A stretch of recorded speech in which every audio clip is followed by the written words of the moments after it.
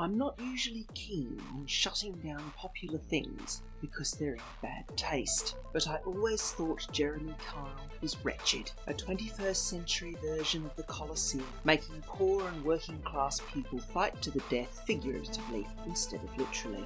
Its very popularity, however, shows how we've never really lost our taste for humiliation as public entertainment. After all, we still have Love Island, 2 suicides so far, and The Only Way is Essex. Australia has Married at First Sight, and the United States for many years had Jerry Springer. It's a bit difficult to avoid cruel and nasty reality TV or game shows. That said, Love Island suicides appear to be a function of people enjoying fleeting fame and then losing it again when the series ends. The suicides are a response, in a sense, to relevance deprivation syndrome. Jeremy Kyle, however, as is its US cousin Jerry Springer, is heir to something very old and foundational to humanity. And for that reason, in today's podcast, I'd like to introduce you to the role of the editor in the Roman Ludi, or games. He or she was the showrunner or executive producer for a gladiatorial show. And yes, women could do the job, although of course Latin being a gendered language, the word becomes editrix when it refers to a woman. Now you might be wondering how on earth it is that the name of someone who in our civilization edits the Times or the Spectator, or even has a production role at the BBC, shares the same title as someone who once produced gladiatorial shows. History is quite interesting. Although by 1803 the word editor had stabilised, giving us its modern meaning of someone who edits a newspaper or a magazine, the actual Latin root, edere, the verb form of editor, means to bring forth, and to a Roman, bringing forth was associated with various forms of public entertainment, not just gladiatorial shows, although the word was overwhelmingly associated with gladiatorial shows. People who ran racing stables, people who did the Roman equivalent of the Fifth at Kempton Park or the steeplechase tended to have different titles, certainly as their views of entertainment developed over time. The editor had to come up with a broad framework, a production framework for games that he or she thought was entertaining and would work well with a large audience. And do remember, you are dealing with large audiences. In the Colosseum itself, you're dealing with between 50 and 60,000 people. When they were held at the Hippodrome, then you're dealing with up to 150,000 people. You're dealing with very, very large numbers here. They did many of the same things that the showrunner does or did for Jeremy Kyle, things like having separate corridors for rivals, because you want people to get angry on the stage in front of the studio audience. You don't want them to expend all their energy arguing with each other in makeup. So, for example, we've now learned since Jeremy Kyle has been cancelled about the way that different participants, guests on the show, would be taken through separate corridors that were colour-coded so that they didn't meet each other beforehand, and how they were also deliberately fed misinformation about what their rivals on the show, what their opponents, people they were arguing with, were going to be saying to gee them up, to egg them on. And we know that the Roman editor also did this and also employed a large staff to make his or her job easier in order to make it easier to produce, to cultivate long-term rivalries between people who are going to be fighting each other. We've also learnt little details about Jeremy Kyle, including, for example, the supplying of stereotyped items of clothing, hoodies particularly, so that working class people and poor people, people on benefits, can look the part. And interestingly, those items of clothing have to be returned after the show has been recorded. We've heard about very well-stocked minibars in hotels so that people can get wiped out the night before the show airs and then present to the studio audience with an enormous and really unpleasant hangover. And likewise, Roman gladiators were divided into classes, and they were given particular sorts of armour to make them look the part. And interestingly, that the style of armour that many of them wore, not all, but that many of them wore, was of a type associated with Rome's defeated enemies going back over often hundreds of years, because they defeated a lot of enemies. It was a great empire. Jeremy Kyle, how does it work? Lie detectors. DNA tests, brothers and sisters, or two brothers in the case of the well-known gay couple who finished up on the show, discovering that they've been shagging each other, rows and even fights. In fact, there was a headbutting incident in 2007 that was so serious it actually went to trial. And that's what led a Manchester judge to describe Jeremy Kyle as a form of human bear baiting. He was so horrified at what he saw. Also, of course, you've got Jeremy Kyle telling people to get a job. That's part of his stock in trade, yelling at people, and not really taking responsibility. It's come out since the show has been cancelled for the sort of dreadful things that happen on it as well.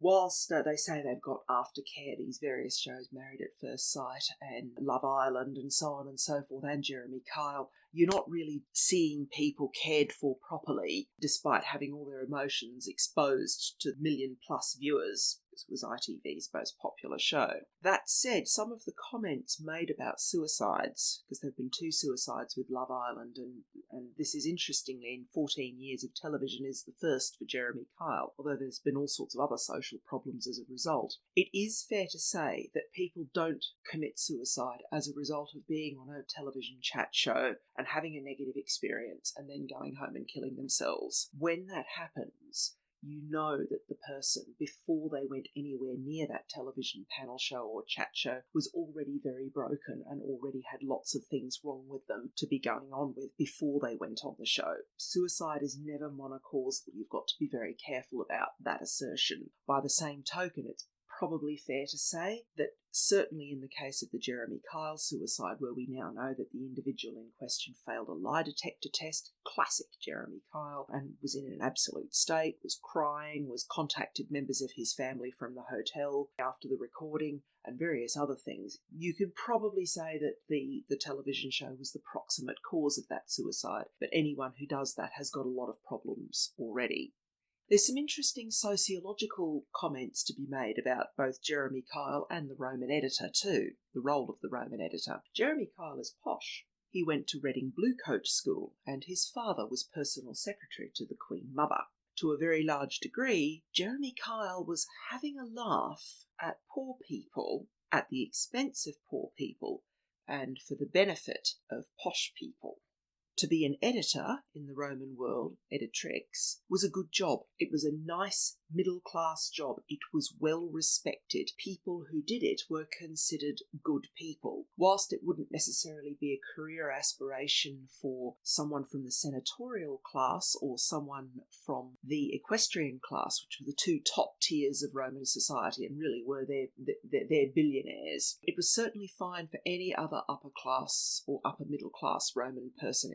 You were a good person, it was considered a good job. By contrast, the individual who was the lanista, the person who trained gladiators, often an ex-gladiator themselves, although they were often also ex-military, this was a low-status occupation, and the name is the giveaway on that front. The word lanista is derived from lanius, which is Latin for butcher, as in the person who go and get meat from the meat counter in Tesco's, and leno, which is Latin for the male form of the male title of an individual who runs a brothel. Lena was the word for a madam. It was derived from both of those, and that's a pretty appalling appellation. It combines the role of butcher and pimp. Now, laniste could be very well paid. They earned a good living, but they were never going to get social respect, whereas an editor did get social respect. To be the showrunner, to be the executive producer was a big deal, as it is in Hollywood to this day. In context, though, you've got to remember, for all that Jeremy Kyle was personally or is personally quite posh, and the editors were personally quite posh, it's well known that large numbers of people were keen to be on Jeremy Kyle, as well as roughly half of gladiators were freeborn volunteers. Jeremy Kyle was always watched by people from the demographic featured, although of course there was a frisson of excitement if it ever featured celebrities, and there was a series of Jeremy Kyle where it did at one point. Likewise, in the Roman world, occasionally you wouldn't just get freeborn volunteers to be gladiators, you would get people who were quite middle class or upper middle class, and for the audience, many of whom were poor people, working class people, to see someone from the class of people who were considered their social betters dressing up as a gladiator, taking the oath, doing all of those kinds of things. That was enormously exciting and provided them with a real interest in watching what was happening, because it wasn't supposed to happen. It was a form of debasement to see someone from a superior social class behaving in this way. And of course, you can see in that the origin of the modern "I'm a celebrity, get me out of here," which is an opportunity for people who will never be celebrities to point, laugh, and eat popcorn in the presence of their social betters, making idiots of themselves. It's also worth being aware of the fact that in Roman times, the people who objected to gladiatorial shows were middle and upper class, in much the same way as now the people who object to reality television, and particularly the crueler form of reality television like Jeremy Kyle, also tend to be middle and upper class. In Roman times, they were Stoics. They followed a philosophy known as Stoicism, and they weren't unpatriotic or anything like that. I mean, Stoics provided excellent soldiers for the Roman military, and at one point an emperor and an empress, Marcus Aurelius and Faustina. Marcus Aurelius, the author of the Meditations. So you're not dealing with people who are anti-establishment, you're dealing with people who are anti-cruelty. And so it would be Stoic parents who would be outside the school gate on the emperor's birthday when the teacher was going to organise a day trip for all the little boys and girls to go off to the Colosseum or the local amphitheatre. And it would be Stoic parents saying, "No, I'm not having little Julia or little Julius watching that. It's appalling, and I think it makes us horrible people." But they're very, very much from a particular and quite limited social class. Many Stoics were abolitionists, and the Romans never came anywhere near abolishing slavery. It was considered a kindly affectation by posh people who could afford to pay their slaves a wage, rather than do what the rest of Romans did, which was just make the initial outlay, buy them, and treat it like a motor vehicle. And yes, some Romans did treat it the way some people treat motor vehicles and just drove them into the ground. So what Jeremy Kyle shows to us and to modern people now is the sense that it's a reminder of what Thomas Sowell called the tragic vision of humanity. It's part of our shadow self, something that Jordan Peterson has talked about a lot. If you've ever slowed down to rubberneck at a road traffic accident, or used the expression, "It's like a train wreck, you can't look away," then you need to be aware that you probably have this in you as well. It's the joke about sometimes people only go to Aintree to watch the horses fall over in the steeplechase, or only watch Formula One to see a terrible accident. When people watch Jeremy Kyle, particularly people from that demographic, the same demographic as the individuals who are participating in the show with their bad teeth and their pasty skin and their hoodies, it's a form of saying, "There, but for the grace of God, go I."